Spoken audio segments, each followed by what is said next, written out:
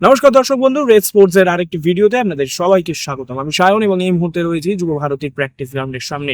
টানা 3 ম্যাচ জিতে টেবিলের টপে মোহনবাগান, এবং যেই গোল পার্থক্যের কথা আমরা কয়েকদিন ধরে বলছিলাম, সেই গোল পার্থক্যও এখন মোটামুটি সব চাইতে এগিয়ে, সব চাইতে উপরে, এবং এই গোল পার্থক্য নিয়েই এই মুহূর্তে টেবিলের টপে আছে। এবং তাদের সামনে প্রতিপক্ষ ওড়িশা এফসি তাদের কিন্তু এটা হোম ম্যাচ হওয়ার কথা ছিল, মোহনবাগানের প্রথম অ্যাওয়ে ম্যাচ হওয়ার কথা ছিল, কিন্তু সেখানে দেখা গেছে যে কিছু সমস্যাজনিত কারণেই কিন্তু এই মুহূর্তে ওড়িশা এফসি তাদের হোম গ্রাউন্ডটা পাচ্ছে না, এবং সেই কারণেই কিন্তু অল ইন্ডিয়া ফুটবল ফেডারেশন এই ম্যাচটাকে মোহনবাগানের হোম ম্যাচ হিসেবেই কিন্তু ডিক্লেয়ার করেছে। একটা হোম ম্যাচের অ্যাডভান্টেজ তো পাবে মোহনবাগান, কিন্তু তারপরেও নো রিল্যাক্সেশন মুডে এই মুহূর্তে তারা।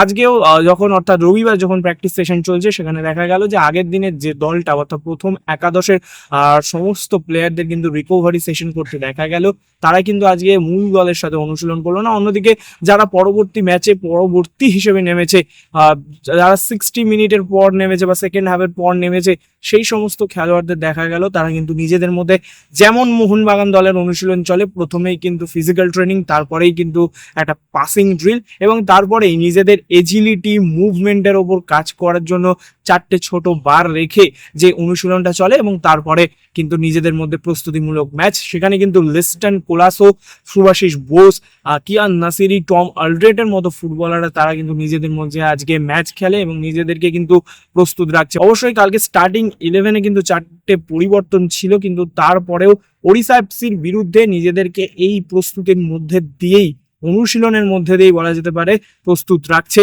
মোহনবাগান দল। যুব ভারতীর প্র্যাকটিস গ্রাউন্ড থেকে আমি সায়ন, রেড স্পোর্টস।